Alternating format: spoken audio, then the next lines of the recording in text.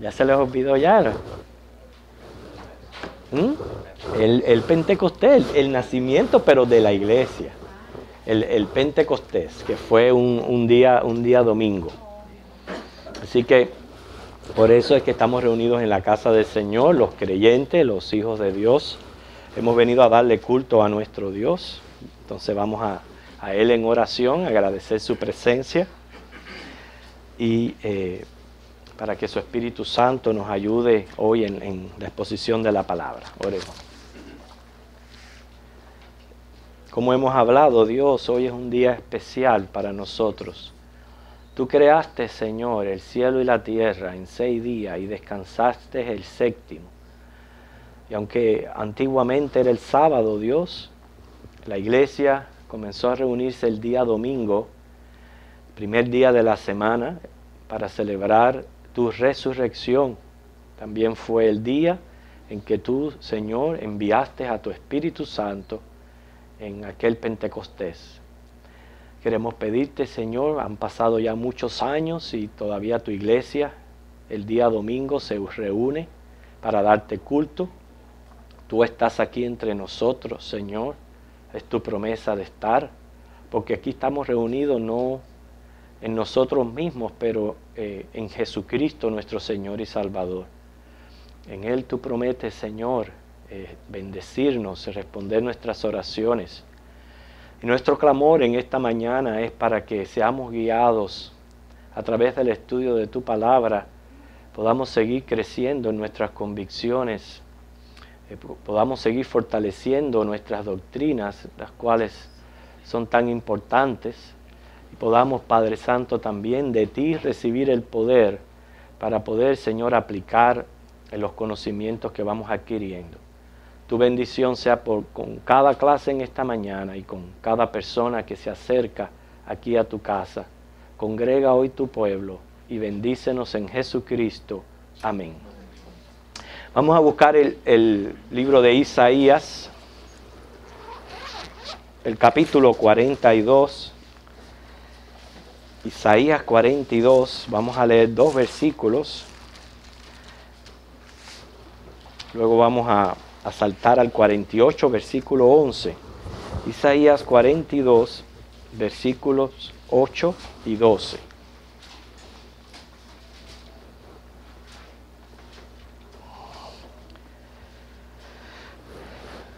Vamos a hacer algo diferente.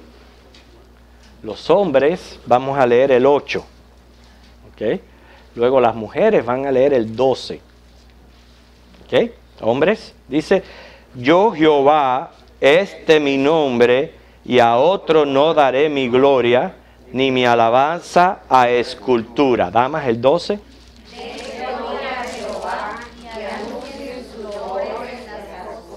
Y ahora buscamos todos en el capítulo 48, versículo 11, y lo leemos todos.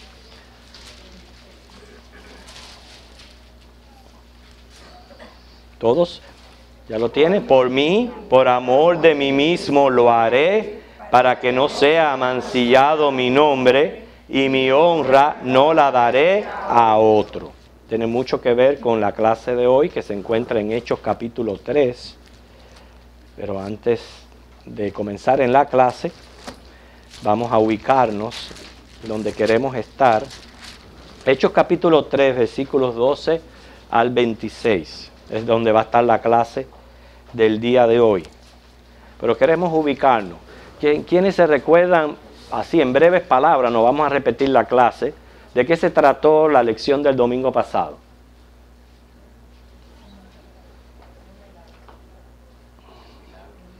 Ok, vamos a ver.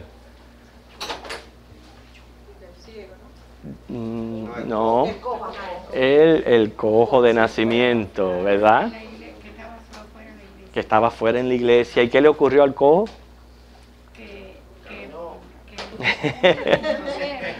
No caminó, no saltó. Ajá. Fue corriendo, no caminando para adentro y tomó Sí. se regocijó de lo que habían hecho un milagro. Okay. All right. Okay, está muy bien, ahí es donde nos estamos ubicando. La vez pasada vimos el milagro que Dios hizo a través de Pedro y Juan en la vida de este cojo, lo cual también dijimos que un milagro servía de señal del poder de Dios. Y siempre que Dios obra un milagro, trae gloria a sí mismo.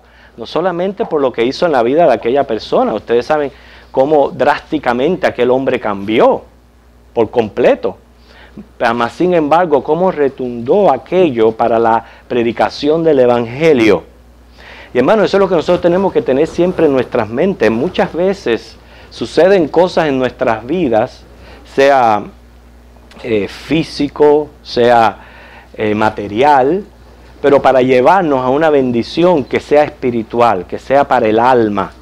En este caso, la predicación del Evangelio que ocurrió debido a aquel caso fue lo que retundó para la gloria del Señor y para dar a conocer a Jesucristo a multitudes que estaban allí, porque acuérdense que era la hora en que se reunían para la oración. Muchos habían sido testigos de aquel milagro.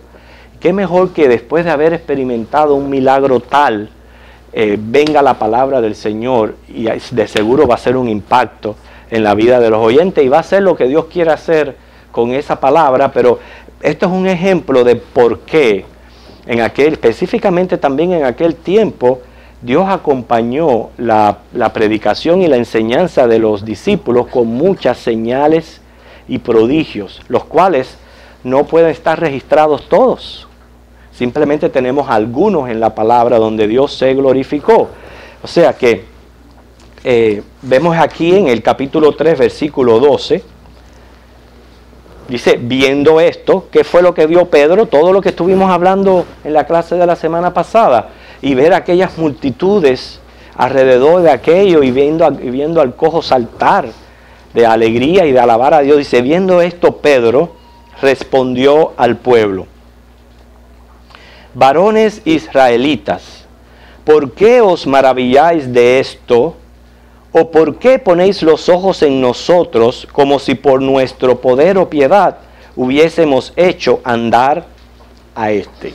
Lo que Pedro está haciendo es aprovechando la oportunidad del milagro para predicarles a todos aquellos que habían sido testigos de aquella señal. Nosotros tenemos como creyentes estar siempre pendientes de situaciones que Dios va a poner a nuestro lado de manera tal que podamos aprovechar para predicar el Evangelio. Alguna conversación, algo que esté sucediendo en la vida de alguna persona. Inclusive al hacer una buena obra es una buena oportunidad para predicar el Evangelio. Y esto es lo que Pedro nos está enseñando aquí y lo que él está haciendo. Valga su aclaración. Ellos no querían recibir gloria. ¿Okay? Ya hemos acabado de leer en Isaías cómo Dios dice, Él no comparte su gloria con nadie. Pedro y Juan estaban bien conscientes de que ese poder que ellos tenían, lo habían recibido directamente del Espíritu Santo, como se les prometió en Hechos 1:8. Recibiréis poder y me seréis testigos. Así les dijo el Señor. Ellos sabían muy bien y recordaban las palabras de Jesús, que separados de Él, nada podían hacer. Entonces Él aclara por qué. Porque hay una tendencia en los hombres de adular o rendir alabanzas a los mismos hombres. ¿Por qué esto? Porque la mente del ser humano se ha venido acostumbrando, debido a las religiones que existen en el mundo, a la idolatría. Esa es la única razón. Se ha ido acostumbrando la mente a la idolatría, y cuando ven que hay hombres porque lo que pasó fue grande, cuando ven que hay hombres que hacen esta señal, siempre va a haber una tendencia a engrandecer a estos hombres. Esa es la costumbre de los hombres. Por eso es que él aclara aquí, no nos miren a nosotros, no se maravillen de esto, para ahora presentarles el Evangelio. ¿Okay? Hay hombres, hermanos, que la procuran, y cuando reciben la gloria, ustedes ven que se enorgullecen y no se dan cuenta estos pasajes tan importantes de Isaías que acabamos de leer. Hermano, el Señor no comparte claramente su gloria con nadie. ¿Qué fuera de nosotros si Cristo no nos hubiera regenerado? A ver, ¿qué fuera de nosotros? Si Cristo no nos hubiera regenerado, ¿cómo estuviéramos? Bien mal. ¿Quién más? ¿Cómo estuviéramos? Perdidos. ¿Cómo estuviéramos nosotros si Cristo no nos hubiera regenerado? El alma se hubiera perdido en ese corazón. Ajá, el alma se hubiera perdido. Muertos. Porque fíjense, todo eso está bien, pero estuviéramos muertos en nuestros delitos y pecados. Quiere decir, hermanos, que si lo que soy, lo que hago, una vez que Dios me ha dado vida, la gloria es de Él. No puede ser para mí. Tristemente, hay hombres que procuran la adulación, que procuran, no solamente cuando las reciben, se enorgullecen y quieren más y más y más gloria de los hombres. Y el Señor le dice, si ya tú lo que quieres es el aplauso de los hombres, muy bien, ahí lo tienes, pero no tienes el mío, porque Él no comparte su gloria con nadie. Noten cómo Él aprovecha la oportunidad para traer ahora el Evangelio, les aclara muy bien de que ellos no eran gente sobrenatural, sino que aquí estaba envuelto Dios. Que en el versículo 13 Él les dice, fíjense, el Dios de Abraham, de Isaac y de Jacob, el Dios de nuestros padres. Él estaba hablando a una audiencia de judíos y por tanto les habla de esta manera para captar su atención. No fuimos Pedro y Juan quienes hicieron el milagro lo hice el Dios nuestro, porque ellos eran judíos, el Dios que nosotros conocemos muy bien. Nosotros sabemos que siempre, esa es una de las maneras de mostrarse Dios, cuando se llama a sí mismo el Dios de los patriarcas. Y eso aparece en muchas partes de la Biblia, donde Él dice Dios de Abraham, de Isaac y de Jacob. Fueron aquellos tres primeros patriarcas en que Dios comenzó a formar su pueblo. Dice, el Dios nuestro ha glorificado a su Hijo Jesucristo. No ha glorificado a Pedro y a Juan, sino ha glorificado a su Hijo Jesucristo. Tiene que haber sido un poco chocante para aquellos judíos que estaban allí, el que se le mencionara este nombre, un nombre que ellos prácticamente odiaban, porque ellos tenían un rechazo total a Jesucristo. Háblame del Dios de Abraham, de Jacob, de Isaac y de Jacob, pero no me hablen de Jesucristo, se diría el judío. Sin embargo, Pedro inmediatamente, ese Dios ha glorificado a Jesucristo, y comienza a decirle ahora, a quien vosotros entregasteis y negasteis delante de Pilato, cuando éste había resuelto ponerle en libertad. Mas vosotros negasteis al santo y al justo, y pedisteis que se os diese un homicida, y matasteis al autor de la vida, a quien Dios ha resucitado de los muertos, de lo cual nosotros somos testigos. En estos versículos, hermanos, vamos a encontrar una tremenda relación que hay entre la soberanía de Dios y la responsabilidad humana. Ya una vez estuvimos hablando acerca de esto, pero es una materia, un tema tan profundo. Vale la pena volver a recordar un poquito acerca de esto, porque al fin y al cabo es parte de la clase, está implícito en lo que es el mensaje de Pedro, y él lo repite varias veces. Es más, se repite esto varias veces en el libro de los Hechos. Soberanía de Dios, fíjense, y responsabilidad del hombre. Soberanía de Dios sabemos que es que Dios hace según el afecto de su voluntad, según lo que Él quiere hacer. O sea, si usted va a buscarle un concepto a soberanía, es Dios haciendo lo que Él quiere. Autor de la vida es, poder tiene para hacerlo, tiene todo derecho de hacer con lo que Él creó, lo que Él quiere hacer. Y esa es soberanía. Y se ve en todo aspecto de la creación. ¿Okay? La soberanía de Dios. Pero también cómo está implicada la responsabilidad del hombre. Esto nosotros no lo podemos comprender. Mas, sin embargo, es perfectamente comprensible para Dios. Nuestras mentes son muy finitas para comprender estas dos ideas. Pero el hecho de que para nosotros no la podamos comprender no significa de que sea una locura, de que sea algo irrazonable. No, para Dios es perfectamente comprensible estas dos ideas juntas, pero para nosotros dos. ¿Qué dos ideas estamos poniendo aquí juntas? Porque vamos a ver primero. Usted sabía, ¿no?, que el plan de salvación a través de Cristo y su sacrificio en la cruz fue desde antes de la fundación del mundo. Se llevó a cabo hace 2000 años, casi 2000 años, todavía no hace 2000 años. Se llevó casi hace 2000 años. Pero esto era algo que ya estaba prácticamente ejecutado en la mente de Dios antes de la fundación del mundo. Miren lo que dice Primera de Pedro 1, alguien lo lee, 17 al 21. Y si invocáis por Padre... Ok, Anita, vamos a esperar que él todo lo encuentre y tú lo lees. Primera de Pedro 1, ¿tú lo tenías abierto ahí?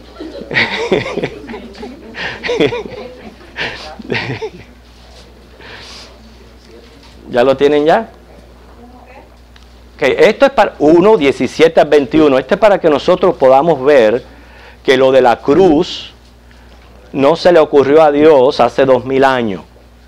No se le ocurrió a Dios después que Adán pecó. ¿Ok? Primera de Pedro 1, 17 al 21. ¿Qué dice Anita ahora?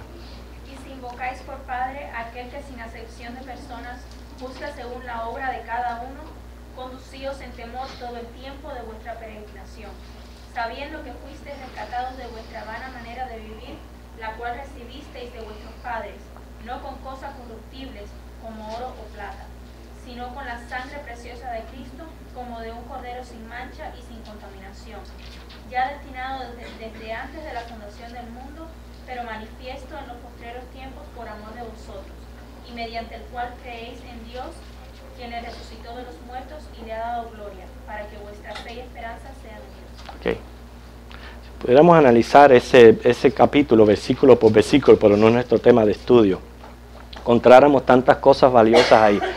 Ya Cristo destinado desde antes de la fundación del mundo, pero manifestado en los postreros tiempos. Dice, en el cual creísteis. O sea, en Cristo pudiste creer, es lo que está diciendo ahí, en el cual creísteis, ¿ok? Para vuestra fe. Ahora, nosotros sabemos que en Efesios 1, 3 al 14, no lo vamos a leer, es donde se encuentra un maravilloso pasaje que habla que también nosotros fuimos escogidos desde antes de la fundación del mundo. Entonces no solamente el sacrificio de Cristo, sino escogidos desde antes de la fundación del mundo. Mas sin embargo, aquí Pedro está culpando a los judíos como responsables de la muerte de Cristo. ¿Cómo se puede culpar a los judíos de algo que ya en la soberanía de Dios estaba destinado a que tenía que suceder? Okay. Eso es lo que estamos tratando de reconciliar. La soberanía de Dios con la responsabilidad del hombre. Hemos visto que en el caso de Jesús, esto era un plan divino. No es la primera vez que Pedro menciona esto. En Hechos 2:23, ¿se recuerdan cuando estudiamos esa clase? En el primer mensaje que él dio en el Pentecostés, él mencionó esto también. Okay, ¿quién lo lee, por favor? Hechos 2:23. Ahí.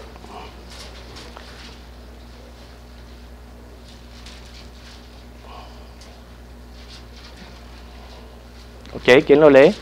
Magdalena.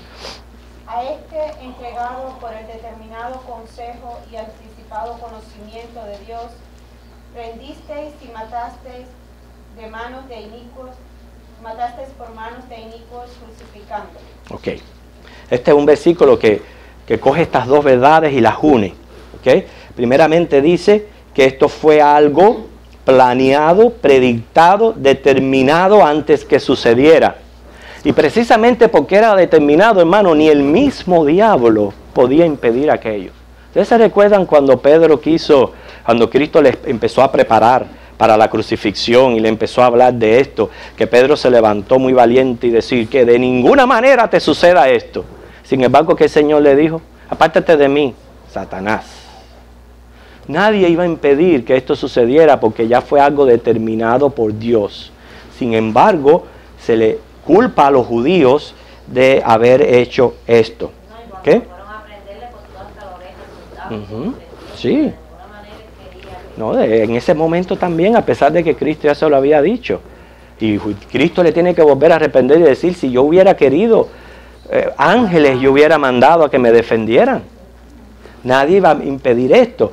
Sin embargo, en ambos versículos se están manifestando las acciones de los judíos, dice, prendiéndole, matándole, crucificándole por manos de inicuos.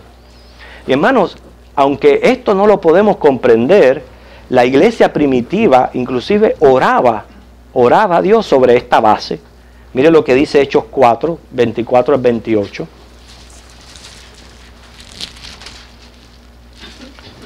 Yo lo voy a leer, dice: y ellos, habiéndolo oído, alzaron unánimes la voz a Dios y dijeron, miren cómo comienzan: soberano Señor. Aquellos que tienen dificultad en recibir la soberanía de Dios. Soberano Señor, tú eres el Dios que hiciste el cielo y la tierra, el mar y todo lo que en ellos hay. Que por boca de David tu siervo dijiste: ¿por qué se amotinan las gentes y los pueblos piensan cosas vanas? Se reunieron los reyes de la tierra y los príncipes se juntaron en una contra el Señor y contra su Cristo. Porque verdaderamente se unieron en esta ciudad contra tu santo Hijo Jesús, a quien ungiste Herodes y Poncio Pilato con los gentiles y el pueblo de Israel. Mírenlo como dice: para hacer cuanto tu mano y tu consejo habían antes determinado que sucediera. La iglesia oraba, fíjense, sobre esta base. Ellos tenían un claro entendimiento.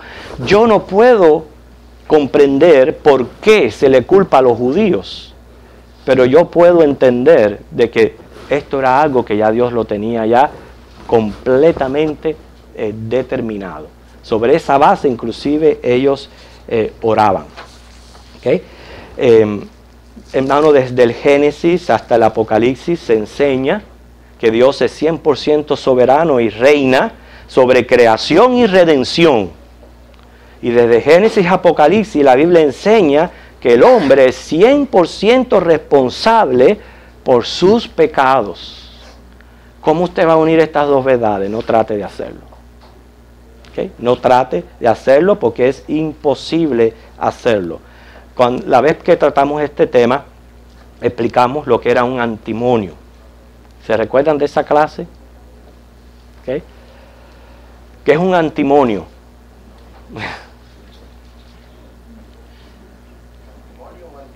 Antimonio. No es antinovio, antimonio. ¿Qué es no se recuerda? Fíjense, lo voy a repetir. Muy bien. Sí, eso es una aparente contradicción entre conclusiones que aparentan ser igualmente lógicas. ¿Okay? Razonables y necesarias. Tres cosas. Una aparente contradicción entre conclusiones que aparentan ser igualmente lógicas, razonables y necesarias. Las dos conclusiones que estamos viendo aquí, que aparentan, repito, ser lógicas, razonables y necesarias, Dios es 100% soberano sobre creación y redención, y el hombre es 100% responsable por sus pecados. Esas son las dos conclusiones. ¿Ven cómo son lógicas? Son razonables, ¿no? Necesarias, pero no se pueden reconciliar, hermano Josué. Bueno, tenemos muchísimos ejemplos de eso y nos afanamos con tratar de entender la mente de Dios. Usted va al campo de las ciencias naturales y hace 70 años que se está hablando de la física cuántica. Posiblemente ninguno de los que está aquí sabemos qué es lo que es física cuántica en esencia. No, yo ni había escuchado de eso. La física cuántica básicamente explica un fenómeno similar en la física. Ajá. La luz es onda, okay. Fue lo primero que se descubrió, y después se descubrió que la luz es partícula. Explíqueme cómo puede ser una onda y al mismo tiempo puede ser una partícula. Sin embargo, los dos fenómenos fueron tan claramente establecidos que los físicos decían, ¿cómo es esta locura? ¿Cómo puede ser una onda y cómo puede ser una partícula? Y energía. Y hasta que no se descubrió esa es la onda. Algo, el conocimiento llegó a un punto donde supimos algo que no sabíamos anteriormente, no pudimos tratar de reconciliar las dos ideas. No. Y con relación a Dios pasan muchísimas cosas. Nosotros no alcanzamos a comprender la mente de Dios. Entonces vemos como contradicciones cosas que para Dios son naturales, normales, y que Él ha revelado hasta cierto punto y que no ha querido revelar totalmente por las razones que Dios sabe y no nosotros. O que nosotros, llegado a este momento, todavía no entendemos. Porque si vemos el Salmo 90, donde Moisés dice que el tiempo, habla de la relatividad del tiempo, diciendo que una de las vigilias de la noche, o como un día, como 1000 años, hasta que Einstein no vino con la relatividad del tiempo, 4000 años después que Moisés, eso nos pareció pura poesía, sí, una ilustración, tal vez pensaron algunos, y sin embargo es una realidad. Exactamente. Entonces, no, es nuestra ignorancia la que impide Exacto. la comprensión, no es que Dios se contradice. Claro, ambas descansan en sólidas y claras evidencias bíblicas, ¿ok? Pero sin embargo es un misterio para nosotros que ambas sean verdad en sí misma. No podemos ver cómo pueden ser verdad las dos juntas. Así que quiero aclarar algo que también aclaramos nosotros la vez pasada, para que nosotros podamos entender un poquito más lo que es un antimonio. Por ejemplo, un antimonio a veces aclara cuando uno dice lo que no es, ¿okay? Y un antimonio no es una paradoja, ¿okay? La paradoja es una figura oral o juego de palabras. Es una forma de declarar, de declaración que trata de unir dos ideas opuestas o en contrasentido. Eso es lo que hace la paradoja. Tratar de unir dos ideas opuestas o que están en contrasentido. Y la Biblia está llena de paradojas. Vamos a ver un ejemplo. Segunda de Corintios 6:10. Segunda de Corintios 6:10.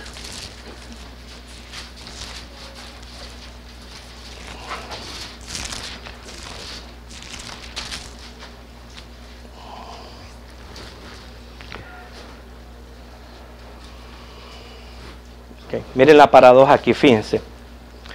Para que ustedes vean las dos, es un juego de palabras, una figura oral o juego de palabras que trata de unir dos ideas opuestas. Mira, como entristecidos, mas siempre gozosos. No son opuestas las ideas, pero las une. Pobres, mas enriqueciendo a muchos. Como no teniendo nada, mas poseyéndolo todo. Eso es una paradoja en la Biblia. Es unir dos ideas completamente opuestas, pero las une. Pero eso no es lo que hace el antimonio. El antimonio no se puede unir, ¿entiende? Como se puede unir la paradoja. El capítulo 12, versículo 10, también tiene otra paradoja aquí.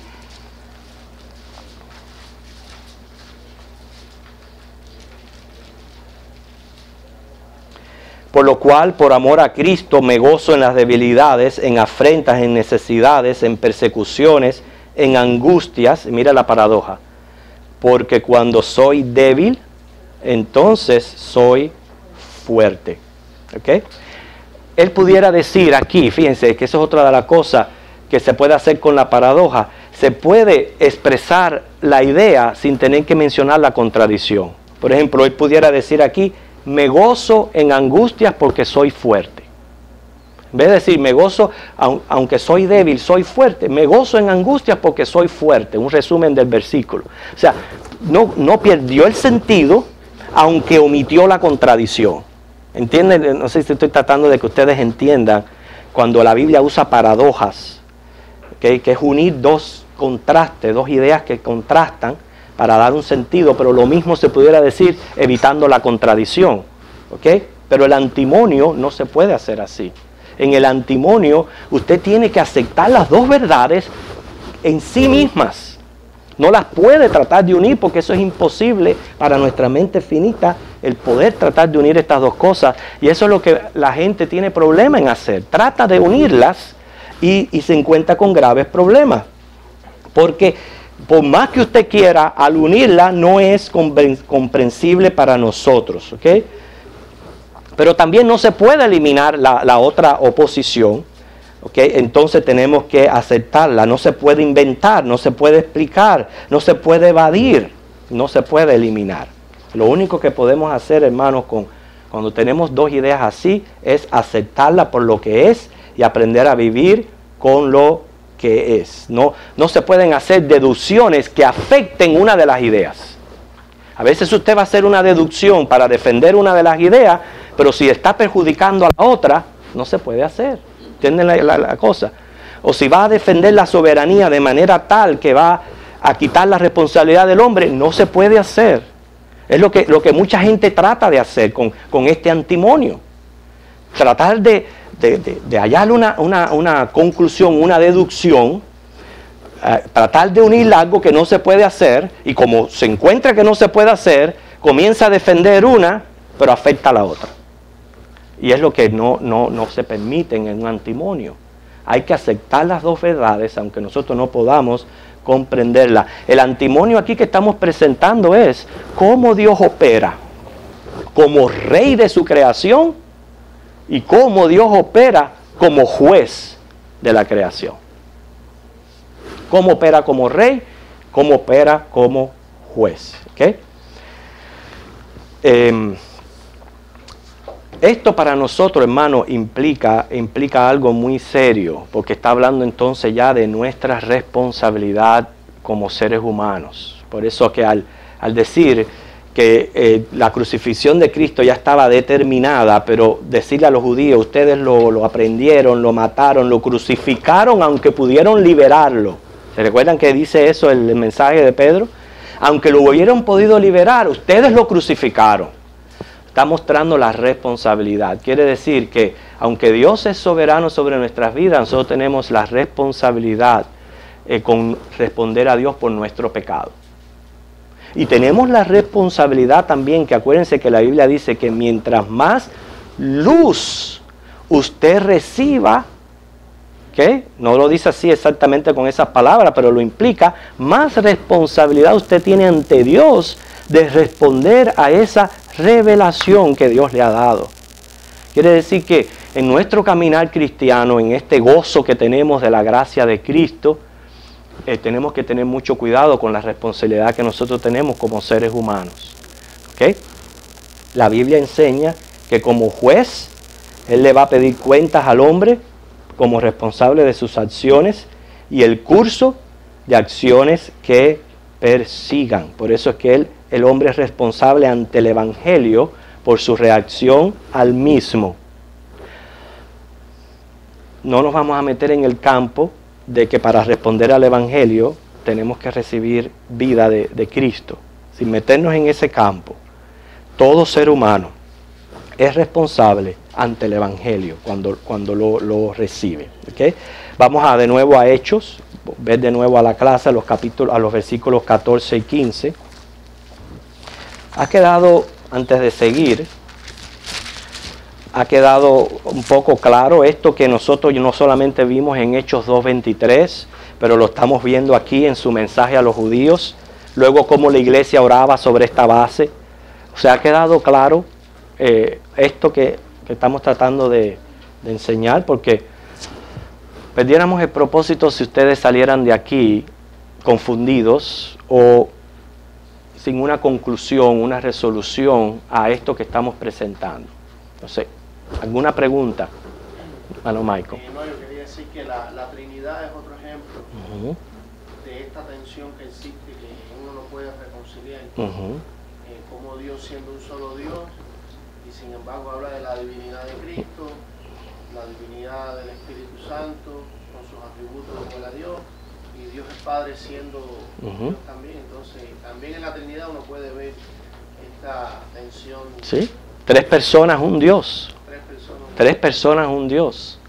Que muchos tienen dificultades y tristemente inclusive como se han extraviado de la verdad por no entender estos antimonios que tenemos en las Escrituras. ¿Alguna otra duda? ¿Cuáles son las 2 ideas que estamos tratando de aquí de poner una al lado de la otra, hermanos, hermanos? Soberanía de Dios y responsabilidad. Entonces, Pilato, Anás, Caifás y todos los judíos fueron instrumentos de Dios porque estuvieron cumpliendo una profecía que ni ellos sabían que estaban haciendo. Pero también fueron responsables. Eso es lo que estamos tratando de ver, que al mencionarlo inmediatamente la mente de nosotros, esto está más de lo que yo puedo imaginarme. Anita. Yo creo que con el ejemplo de la manera que ellos oraban, como diciendo, sí, se le culpa a los judíos, son responsables de haberlo hecho, pero al mismo tiempo no había nada que lo hubiese podido detener. Entonces, a veces cuando no entendemos hablamos de estas cosas, yo creo que debemos apoyarnos en esto y orar de la misma manera que Dios. Yo no sé tu voluntad, pero yo sé que soy responsable. Entonces supongo que tengo que hacer mi parte y entonces, bueno, si tú lo permites, ok, si no es tu voluntad no va a pasar. Okay. Entonces creo que es bien claro porque siempre, al menos yo he tenido siempre se tienen conversaciones acerca del asunto y entonces uno se ven entre la espada y la pared diciendo, bueno, ¿los defiendo o no? Porque dice la Biblia que somos responsables por las acciones, pero al mismo tiempo cuando uno decía, no va a suceder, Dios le decía, apártate de mí, Satanás, tiene que suceder. Lo que tú estás diciendo es muy bueno en esta aclaración, después viene Julio, Michael y... lo que tú estás diciendo es muy bueno aclarar aquí, porque una de las dos cosas que dijimos están estas dos verdades, no podemos por defender una, quitarle a la otra. Bueno, pero una de ellas es mi parte, es mi responsabilidad. O sea, si yo no entiendo muy bien cómo opera la soberanía de Dios, déjalo operando su soberanía. Y tú tienes una responsabilidad que cumplir ante el Señor por tu pecado, por tus acciones y por responder a las revelaciones que Dios te va dando a tu vida. Vale, muy bueno lo que dijiste. Hermano Julio. Para aclarar que aparte de que los judíos eran responsables por la crucifixión de nosotros. Sí. Eso lo hablamos cuando el capítulo 2, versículo 23, que como dice, todos nosotros nos descarriamos como ovejas, como dice Isaías. Hermano Michael. No, que Judas también fue un personaje así. También. Que fue responsable de lo que hizo, de entregar a Cristo. Y a la misma vez... Ya estaba ya... El consejo determinado... Desde los salmos estaba profetizado que Judas lo iba a entregar. Hermano Josué. Voy a decir algo, pero hablando de lo que dijo Michael, si leen en 12 hombres comunes y corrientes, el último capítulo, que es Judas Iscariote, van a ver una tremenda explicación de la responsabilidad humana y las motivaciones que mueven al ser humano, porque en el caso de Judas, me recuerda lo que él dijo ahora, que John MacArthur habla de eso, que dice Judas tuvo sus propias motivaciones interiores, ambición, sus planes, y estaba oyendo constantemente el mensaje de Cristo y se fue endureciendo y se fue endureciendo y se fue endureciendo. Entonces la responsabilidad, podemos pensar en el faraón. Ahora, volviendo anterior a lo que dijo Anita, tengo un amigo que estuvo aquí hace un par de meses atrás, uno recordará, Rick Martínez, con su familia, y él dijo una vez una cosa que yo recuerdo siempre, él dijo, haz todas las cosas como si dependiera completamente de ti, sabiendo que depende completamente de Dios.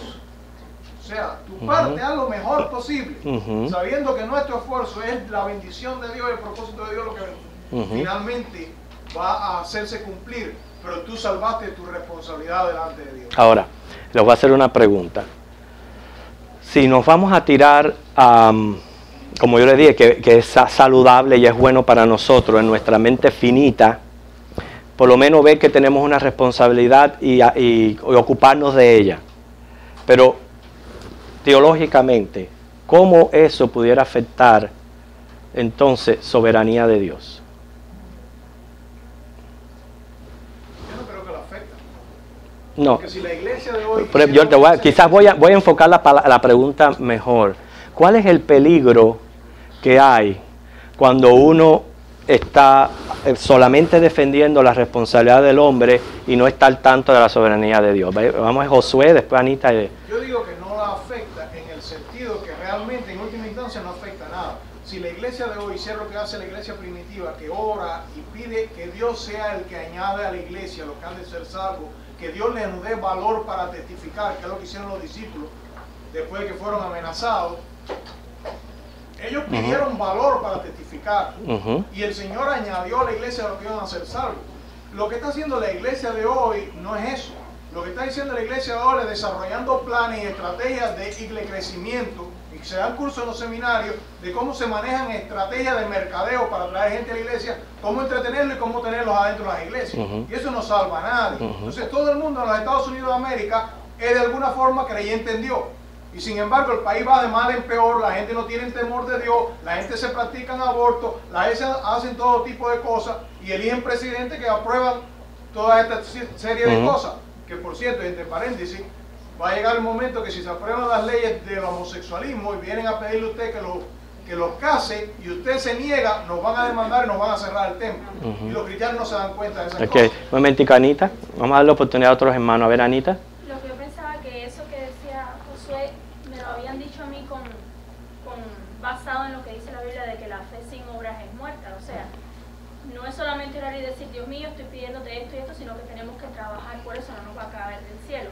Lo que yo pienso que puede afectar en cuanto a la soberanía de Dios es que a veces nos enfocamos siempre a tener en mente, bueno, esto es lo que Dios puso en mi corazón, esto es lo que tengo que lograr, y entonces a veces nos bloqueamos con decir, bueno, si no funciona es porque hice yo algo mal, no porque fue la voluntad de Dios. Pienso yo que eso sea uno de los riesgos que hay en eso. Hermano, después viene el oída después. Que si le damos más atención a mi responsabilidad, vamos a caer en lo que estaban hablando todos, que creo yo que la gente está viniendo a la iglesia porque soy yo el que los está trayendo y no es el Señor. Entonces lo que usted habló al principio de que nuestro ego se levanta. Eso es lo que puede afectar. ¿Loida? Sí, aquí yo veo que la soberanía de Dios está empleando a su Hijo, que es el punto de justificación de Él para condenar o salvar. El que no creyó en Él es ese que está crucificando, matando y no agradeciendo lo que Él hizo por Él. Y el que creyó en eso, si no hay un punto en el que uno puede decir eres condenado o eres salvo, ¿cómo van a condenar? Bueno, Loida, en ese punto yo entiendo que tanto salvos como condenados crucificaron a Cristo. Todos hemos crucificado a Cristo. Pero los salvos agradecieron lo que Él hizo. Okay. Más adelante en el capítulo dice, si ustedes piden perdón sobre sus pecados, sí, que no hemos podido adelantar en la clase, en Natacha. Natacha me cedió el turno. Yo pienso que, yo lo veo así de esta manera, por ejemplo, si uno está evangelizando, yo haría más énfasis en lo que es la responsabilidad de la persona. Imagínese usted evangelizar y empezar a hablar de la elección. No. Ahí mismo. Ya. Claro. Entonces estoy hablando de evangelismo y hablo de la responsabilidad del hombre. Estoy hablando, por ejemplo, para dar consuelo en la persona en la enfermedad. Muy bien. Hablo entonces de la soberanía. énfasis en la soberanía de Dios y muy bien. el control que tiene todas las cosas. Dice, nada va a afectar la soberanía de Dios. Ninguno de nuestros pensamientos ni ninguna de nuestra manera de ver las cosas va a afectar la soberanía de Dios, porque la palabra lo dice. Él va a hacer lo que está determinado. Lo entendamos nosotros o no, en su tiempo. Luchemos nosotros o no, pero lo que yo pienso que no afecta a Dios para nada. Los afectados somos nosotros. Nosotros somos los afectados por todos esos puntos que ustedes acabaron de decir. Por ejemplo, ese afán que hay a veces en los hombres de creer, como dice, de dejar de depender en el poder y la fuerza de Dios, que es una de las cosas que vamos a ver en el libro de Hechos, cómo Dios está involucrado completamente en todos los métodos evangelísticos que usó la iglesia, cómo Él mete su mano, y claramente se está diciendo que si Él no mete su mano no hay resultados. Entonces yo pienso que eso es lo que nos afecta a nosotros. Nos afecta a nosotros el hecho de pensar que Dios está allá y yo estoy aquí y no estoy dependiendo de Él en todo aspecto de mi vida. ¿Okay? Pero me gustaron mucho sus conclusiones. Por eso yo le dije que en última instancia no afecta a la soberanía. No, para nada. Nos afecta a nosotros, y es la experiencia de la iglesia en el siglo XX, que se enfocó en la responsabilidad del hombre y en lo que yo tengo que hacer, y hemos desarrollado una serie un humanismo. Y nos hemos enfocado en las emociones, y ahí surge el carismatismo y todas esas corrientes que han desembocado en un desenfreno total. Desenfreno. Usted ve a un hombre orando supuestamente, entre comillas, y dándole órdenes a Dios, porque el hombre se ha subido tanto que se cree que Él es el que determina, y que mi palabra tiene poder y que crea las cosas. No dependemos de Dios, Dios ya no es soberano, depende de mi palabra. Así es. Y se ha convertido en una gran herejía. Entonces no afecta a la soberanía de Dios, lo que está afectando es a la iglesia. Claro. Quiere decir que tiene ve como tiene su efecto cuando nosotros los hombres, por nuestra finitud humana, no acabamos de entender que estas dos cosas, soberanía y responsabilidad del hombre, son dos verdades las cuales no se pueden explicar. Usted no puede tirarle a una y menospreciar la otra. ¿Okay? Tienen que entenderlas las dos, estudiarlas las dos y aceptarlas las dos, hermano. ¿no? No, eso es lo que estamos tratando, porque hermano, esto es sumamente importante y déjeme decirle, aunque no hayamos terminado la clase, yo me alegro de que hayamos pasado este tiempo estableciendo esta base, porque esta va a ser una base muy importante para el resto de estudio de los hechos. Muy, muy importante cuando estudiemos a Cornelio, cuando estudiemos a otras cosas, la conversión de Pablo. Esta base que nosotros tenemos que establecer aquí es bien importante. He escuchado de los intelectuales, ¿no? Sin ofender a los demás. Quiero escuchar de los demás, de cómo ustedes están comprendiendo esto, quizás en sus palabras sencillas, en sus palabras... A ver, por aquí. No me digan, no, aquí no estoy diciendo que aquí hayan brutos. A ver, vamos a ver esta parte de aquí. ¿Alguna pregunta? ¿Ustedes han podido comprender todo lo que se ha dicho? ¿Ok? No le voy a pedir que lo expliquen, pero lo están comprendiendo. ¿Ok? ¿Qué es lo que estamos tratando de poner aquí de relieve? Soberanía de Dios. Y la responsabilidad nuestra. Ok, muy bien. Por acá. Ok, Natacha. Yo hablando con Ideli, que esta semana yo estaba predicando el evangelio a una persona que yo estaba orando por su hermano, no por ella. Y cuando voy en busca de su hermano, el hermano se había ido a otro estado. Y me la encuentro a ella y bueno, le dije, ay Dios mío, ¿será que has preparado el terreno para eso? Y entonces le empiezo a hablar, pero como que era humanamente, que yo decía, cuando se fue a buscar agua, yo empecé a orar, ay Señor, yo quiero que tu Santo Espíritu ore a través de mí, porque sin ti no tiene valor nada de lo que le estoy hablando. Claro. No tiene sentido. Y tú lo puedes sentir. Ajá, tú lo sientes. De que no está llegando lo que tú estás tratando de decir. Digo, humanamente estoy hablando, no estoy hablando, pero me vino rápido a mi mente. Tú eres soberano, tú preparaste el terreno, yo creo que no estás en control y sí lo estás, porque me has dado la oportunidad de predicarle a esta persona. Y entonces ahí descansé en Dios y dije, aunque sienta esa presión, yo voy a esforzarme con lo que he estudiado a través de tu poder y voy a poder llegar a la persona. Pero en otro momento como que fluyen palabras que claro. dice, guau, ¿de dónde las saco? Exactamente, así se puede ver cómo Dios nos está usando, pero Él está en control de la situación. ¿Magdalena? No, esta mañana teníamos puesto Tony Pine, o no sé, fue después del programa, estaba oyendo un mensaje y después comenzaron a dar una narración de cómo en América, cuando se fundaron las oraciones en las escuelas, que se leía la palabra, todas esas cosas, y entonces cómo todo eso lo fueron quitando y cuál ha sido el resultado. Y me traía a la mente ahora que José y yo estábamos comentando, digo, oye, lo que están hablando es a lo que está yendo los Estados Unidos y el mundo entero, al quitar a Dios del lugar donde debe estar. Y es parte de esto también, del endiosamiento del hombre, de creerse que ellos lo tienen todo en el poder y quitar a Dios del lugar que tiene que estar. Y con relación a mi vida, en mi experiencia, cuando he estado en situaciones difíciles, que he tocado fondo, yo siempre digo, Señor, no entiendo. No entiendo, reconozco, trato de buscar, a ver, reconozco mi responsabilidad y digo, no entiendo. La otra parte, porque grite, llore y patalee, yo sé que va a ser en tu tiempo y cuando tú quieras, cuando lo quieras hacer, no cuando nosotros querramos forzar, abrir la puerta. Claro, entonces el peligro está, ya no le voy a dejar que hable más nadie.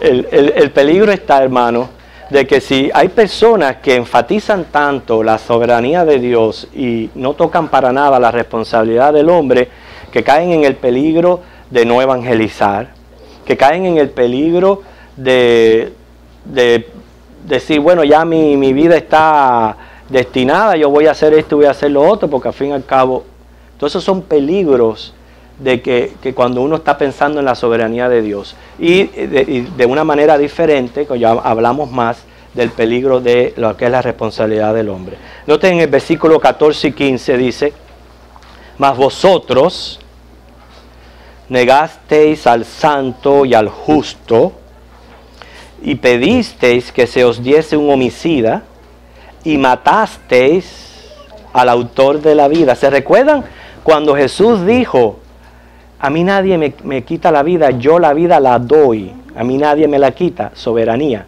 Pero aquí matasteis al autor de la vida, responsabilidad del hombre. Dice, a quien Dios ha resucitado de los muertos, de lo cual nosotros somos testigos. Okay, de la semana que viene vamos a retomar este versículo y vamos a abundar un poquito más en él, pero vale la pena establecer estas bases repetitivas en el libro de los Hechos. Fíjense que ya tocamos el tema en el capítulo 2, hemos tenido que tocar de nuevo en este mensaje de Pedro, la vamos a tocar en Hechos 4 cuando nos toque estudiar la iglesia. Quiere decir que cuando un tema es bien repetitivo, es porque es muy importante. Y es importante que nosotros estemos en el lugar correcto ante estas dos declaraciones, las cuales son 100% verdades bíblicas, y se va a encontrar desde Génesis hasta Apocalipsis. Usted va a encontrar estas dos verdades. ¿Qué podemos llevarnos nosotros para nuestras casas? Recuerde que somos responsables ante Dios. Gracias a Cristo, que Él nos justificó, pero aún así como iglesia tenemos una responsabilidad que llevar a cabo, de la cual se nos va a pedir cuenta por el desarrollo de nuestros talentos y dones. También, yo soy de los que pienso de que el juicio del pueblo de Dios es aquí en la tierra. Okay. El juicio de remuneración es en el cielo, en la repartición de coronas y cuando se nos pida cuenta de los talentos y de los dones. Pero el juicio de nosotros por el pecado ya en Cristo está justificado. O sea, no hay condenación para los que están en Cristo. Pero en la tierra, aquí en la tierra, Dios tiene juicio para su iglesia y para nosotros en particular. Y recuerden que son siempre juicios disciplinarios. Juicio que la motivación de Dios es en amor traernos a Él. Muchas de las experiencias que nosotros vivimos a veces pueden venir de estos juicios. Por ejemplo, lo que ocurrió en el 9/11 aquí fue, aparte de todo lo que se dio, fue juicio a la iglesia. Y sin embargo, miren cómo respondió la iglesia. Volvieron de nuevo a irse de Dios, a alejarse de Dios. Y Dios va a seguir tratando así con la iglesia y trayendo sus juicios a nosotros mientras que estemos aquí. Cuando seamos llevados, somos en Cristo perfeccionados. Y iremos ante el tribunal de Cristo, pero el juicio de Dios, como dice Hebreos, y lo que yo estoy diciendo no es que está fuera de la Biblia, está en Hebreos 10, donde Él tiene un juicio para su pueblo aquí en la tierra. Entonces, tenemos una responsabilidad como cristianos ante Dios. Gracias a Dios que fuimos escogidos antes de la fundación del mundo, que creemos en la soberanía de Dios, pero yo tengo una responsabilidad como ser humano ante Cristo, ante la iglesia y ante todo en la vida. ¿Ok? Nos ponemos en pie y nos despedimos.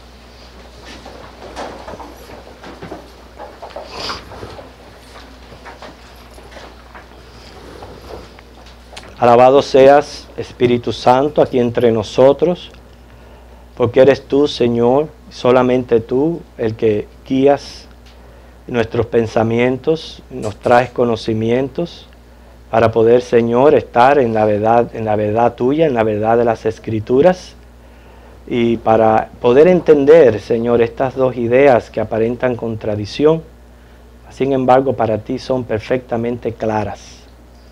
Gracias por lo que hemos aprendido y ayúdanos durante esta semana a recordar nuestra responsabilidad ante ti. Como tú nos dices en tu palabra, apartarnos de iniquidad, a no ser amigos del mundo, Señor, y a servirte a ti como tú mereces servirte. Vamos ahora al culto de adoración. Bendice todo lo que vayamos a hacer en el nombre de Jesucristo. Amén.